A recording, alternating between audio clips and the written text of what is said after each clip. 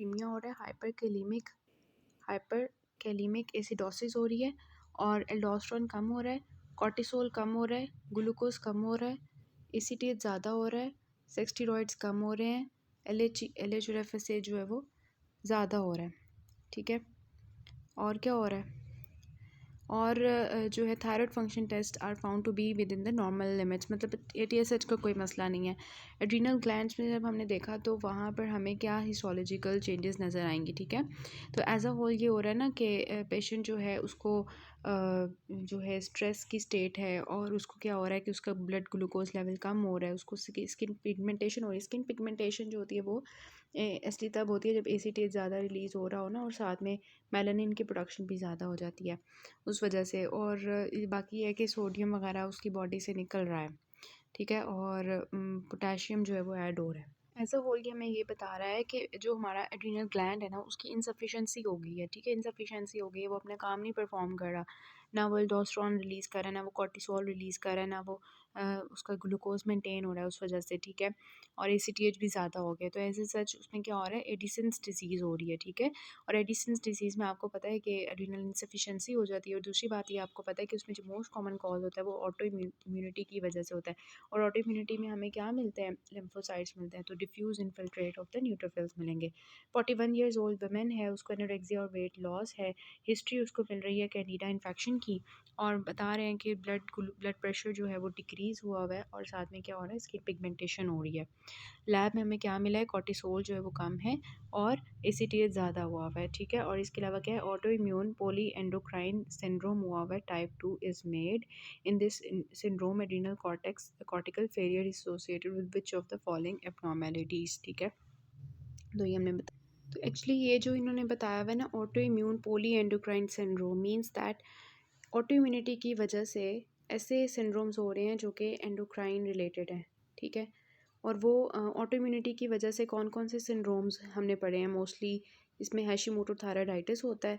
ठीक है, जिसमें क्या होता है कि ऑटो इम्यूनिटी की वजह से हमारा हाइपोथायराइडिज्म हो जाता है। इसके अलावा जो इसमें एसोसिएटेड होता है auto immune poly endocrine syndrome में, वो होती है दूसरी चीज़, द एडिसन्स डिजीज़। ठीक है, ऑटो इम्यून एड्रेनालाइटिस जो हमने पढ़ा कि एडिसन्स डिजीज़ की मोस्ट कॉमन कॉज जो है वो ऑटो इम्यूनिटी की वजह से होती है। और तीसरा जो इसमें आएगा वो टाइप 1 डायबिटीज़ होगी। टाइप 1 क्यों आएगी, क्योंकि टाइप 1 में क्या होता है, ऑटो इम्यूनिटी होती है।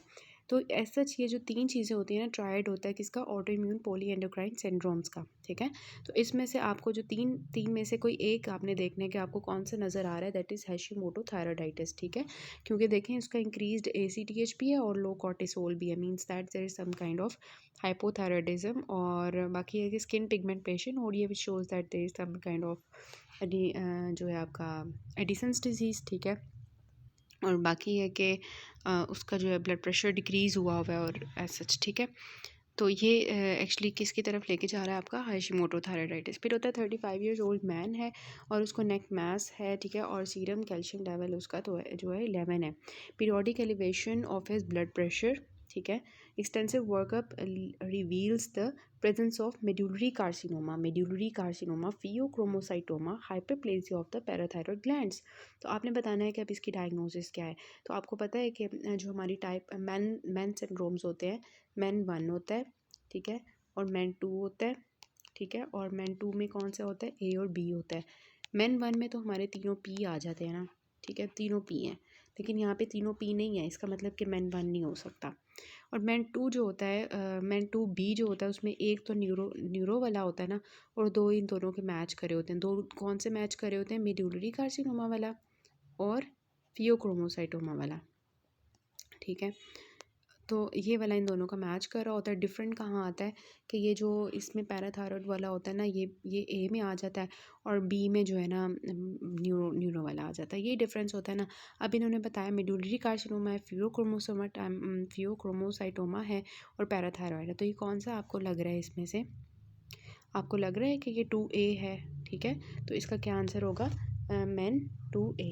ठीक है, तो अगर आपको ये आते हैं ना, तो इसमें से आपका कोई भी MCQ आएगा तो इंशाल्लाह you will be easy able to solve that. उसके बाद आता है 34 ईयर ओल्ड वुमेन है और present with the recurrent episodes of the severe headache, palpitations, tachycardia, sweating. किसकी तरफ लेके जा रहा है ये सब कुछ, लग रहा है फियोक्रोमोसाइटोमा वगैरह. Physical examination reveals that the blood pressure to be in the normal limits. However during one of these periods, headaches, palpitations, tachycardia, her blood pressure is found to be markedly elevated. Workup finds a small tumor of the right adrenal gland, increased urine levels of vinyl mandelic acid. तो अब आपका best diagnosis क्या होना चाहिए? Best diagnosis आपका इसमें pheochromocytoma होना चाहिए. ठीक है, सिंपल सा क्वेश्चन था. देखिए स्टेटमेंट्स इतनी बड़ी बड़ी देते हैं और आंसर्स इतने छोटे से होते हैं. 2 years old boy presents with the repeated viral and fungal infections and tetany. ठीक है. A workup reveals hypocalcemia and a marked impairment of the cell-mediated immunity resulting from the absence of T cells. Because of these signs and symptoms, the diagnosis of उन्होंने खुद ही बता दिया digest syndrome है उनको. Considering this diagnosis, the absence of T cells is the direct result of failure of which of the embryonic structure to develop. तो आपको ये हमने पढ़ा था, आई थिंक पैथोमा में पढ़ा था. तो उसमें हमने देखा था कि इसमें कौन से पाउच इन्वॉल्व होता है. तो मैं आपको बताती हूँ इसकी थोड़ी सी डिटेल के branchial apparatus consist of branchial clefts. ठीक है, ब्रेंकियल आर्चीज होती हैं उसमें और ब्रेंकियल पाउचेज होते हैं. Dorsal wings of the third pouch develops into inferior parathyroid glands. ठीक है, जो थर्ड पाउच होता है, ठीक है, वो कौन सा पैराथायरॉयड ग्लैंड बनाता है? इंफीरियर वाला. ठीक है, इंफीरियर वाला. और जो वेंट्रल विंग्स होते हैं थर्ड पाउच के, वो डेवलप होता है थाइमस में. ठीक है, थाइमस में. तो थर्ड ने थाइमस बनाया और इंफीरियर पैराथायरॉयड ग्लैंड्स बनाए. ठीक है, फिर होता है फोर्थ पाउच. ठीक है, जो फोर्थ पाउच होता है ना, वो आपका डेवलप होता है सुपीरियर पैराथायरॉइड्स. ठीक है, सुपीरियर पैराथायरॉइड्स, वो वाले इंफीरियर वाले थे और ये वाला जो है सुपीरियर वाला है. ठीक है, तो ये फोर्थ वाला जो है इसमें डेवलप हो जाएगा. ठीक है, तो फिफ्थ वाला जो होता है ना, वो बनाता है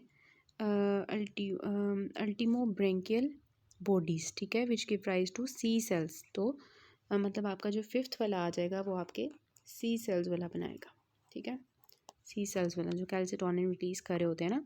तो डाइजेस्ट सिंड्रोम में क्या होता है? Result from the failure of third and fourth pharyngeal pouches to develop. This abnormality is associate the tetani.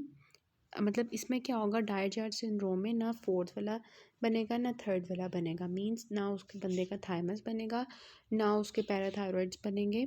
ठीक है, तो थर्ड एंड फोर्थ की वजह से ना, तो उसको क्या होगा कि this abnormality is associated with tetani and absence of T cells. क्यों? थाइमस ही नहीं है. तो थाइमस ही नहीं है तो फिर क्या होगा, उसका जो है वो जो है टेटनी, उसको सॉरी टी सेल्स उसके डेवलप नहीं होंगे. Tetany result from the hypocalcaemia caused by the lack of parathyroid glands. ठीक है, while the absence of T cells is caused by the lack of thymus glands. ठीक है, तो simple सी बात है, उसको टेटनी क्यों होगी? क्योंकि हमारा पैराथायरॉयड नहीं है. पैराथायरॉयड ने कैल्शियम का लेवल रेगुलेट करना था, ब्लड में ज़्यादा करना था. अब कैल्शियम कम हो जाएगा तो पेशेंट को टेटनी हो जाएगी और थाइमस जो है वो नहीं होगा तो टी सेल्स जो है वो एब्सेंट हो जाएंगे. ठीक है, तो इसमें एक्चुअली इन्होंने ये बताया हुआ है कि जो है ना एम्ब्रॉनिक स्ट्रक्चर्स कौन सा डेवलप नहीं होगा इस पेशेंट में. अब थर्ड एंड फोर्थ होते हैं ना डायजॉर्ज में, तो उन्होंने क्या बताया? उन्होंने कहा हाइपोकैलेसीमिया हुआ है और उसकी जो टी सेल मेडिएटेड इम्यूनिटी है तो वो भी कम है ना. तो मींस के उसको थर्ड एंड फोर्थ दोनों ही होने चाहिए ना फिर. तो इसका आंसर उन्होंने फोर्थ लिखा हुआ है. ठीक है, तो वैसे तो थर्ड एंड फोर्थ दोनों ही होते हैं लेकिन उन्होंने फोर्थ लिखी हुई है, तो आप इसको फोर्थ ही याद कर लें. ठीक है, अच्छा उसके बाद आता है 427 कि 57-year-old women presents with a difficulty in swallowing, droopy eyelids. ठीक है, डबल विजन. ठीक हो गया, नीचे उसकी आंखें गिरी हुई हैं, स्वेलिंग में उसको प्रॉब्लम हो रही है, डबल विजन हो रही है. Workup finds a mass in the interior mediastinum and biopsies from this mass reveals the thymus tissue having scattered reactive lymphoid follicles with germinal centres. तो ये आपको क्या लग रहा है कि ये जो फॉलिकल्स हैं, जर्मिनल सेंटर्स हैं, ड्रूपी आईलिड्स हैं, डबल विजन है, ये किसकी तरफ लेके जा रहा है आपको? कि there is some kind of इसकी थोड़ी सी डिटेल देख लेते हैं कि थाइमस जो है ना actually it drives from the third pair of the फ्रेंजियल pouches, जैसे कि हमने देखा था. and inconsistently from the fourth pair. It is divided into outer cortex and inner medulla and is composed of lymphocytes and epithelial cells. Lymphocytes are mainly T cells, which are immature thymocytes in the cortex and mature in medulla, where they have phenotypic characteristics of peripheral blood T lymphocytes. The epithelial cells are mainly located in the medulla, forming Hazel corpuscles. Thymus normally has a few neuroendocrine cells, which may give rise to carcinoid tumors or small cell carcinoma, and a few myeloid cells. These are similar to striated muscle cells and play a role in the autoimmunity pathogenesis of myasthenia gravis. The appearance of lymphoid follicles with germinal centers is abnormal and is diagnostic of thymic hyperplasia. ठीक है, इतनी बड़ी statement उन्होंने बताई है। और देखिए उसको जो है डिफ़िकल्टी इन स्वेलिंग है, ड्रूपी आईलेट्स है, डबल विजन है, और हमें जो है इंटीरियर मेडिस्टाइनम में जो है ना मास मिल रहा है, और बायोप्सीज में हमें लग रहा है कि वो जो मास है उसमें बहुत ज़्यादा रिएक्टिव लिम्फोसाइट्स हैं और जर्मिनल सेंटर्स हैं। इट मीन्स दैट मेडिस्टाइनम में मास है, थाइमस एनलार्ज हुआ हुआ है, उसकी हाइपरप्लेसिया हुआ हुआ है। ठीक है, उसका हाइपरप्लेसिया हुआ हुआ है। तो ये उन्होंने इसका ये डिटेल बताई हुई है। ठीक है, 428 क्या है कि 51 ईयर्स ओल्ड वुमेन है और उसको जो है प्रॉब्लम आ रही है देखने में, और उसकी आईलेट्स जो है ड्रूप की हुई हैं। She had been diagnose 5 years prior as having lupus. ठीक है, chest X-ray reveals a mass in the interior mediastinum which is confirmed by the CT scan. ठीक है, surgical exploration finds a well encapsulated tumor. No evidence of invasion is seen. The mass is resected, and histological sections reveal the scattered lymphocytes within a diffuse proliferation of spindle shaped cells. Which of the following is the cell of origin in this tumor? ठीक है, तो ये भी आपका मीडियस्टाइनम के अंदर ही उन्होंने बताया हुआ है कुछ। ठीक है, तो ये भी आपका जो है वो मीडियस्टाइनम में कोई आपको प्रॉब्लम आ रही है बनने, मतलब वो बना हुआ है ना। तो thymomas are the tumours rising from the thymic epithelial cells. ये मैं इसलिए रीड आउट कर रही हूँ because they actually didn't discuss it in the endocrinology, तो इस वजह से थाइमोमास जो हैं these are the tumours arising from the thymic epithelial cells and are among the most common mediastinal neoplasm specially in the interior superior mediastinum. तो वो बता रहे हैं थाइमोमास जो है ये मोस्ट कॉमन ट्यूमर्स हैं। ठीक है, हिस्टोलॉजी में जब हम देखते हैं तो उसमें हमें स्पिंडल शेप सेल्स मिलते हैं, जो कि इन्होंने बताया है कि इसमें स्पिंडल शेप सेल्स हैं। ठीक है, these there is scanty or rich lymphocytic infiltrate of cells। ठीक है, lymphocytes मिल रहे हैं ना। ठीक है, अच्छा, which are not neoplastic, although their size and prominent nuclei may cause histological confusion with lymphoma. About 90% of the thymomas are benign, and उसके बाद बता रहे हैं कि they are rare in the children, they may be asymptomatic और may cause pressure effects of the dysphagia, dyspnoea और vena cava compression. Obviously वो बढ़ जाएंगे तो ईट गेट को कंप्रेस करेंगे। Associated systemic disorders include the myasthenic gravis, hematological cytopenias, collagen vascular disease which is lupus, and hypogammaglobulinemia. Malignant thymomas show infiltration and capsular invasion plus pleural implants or distant metastasis. In contrast, the other type of cell found in the thymus, T cells, give rise to T cell lymphomas.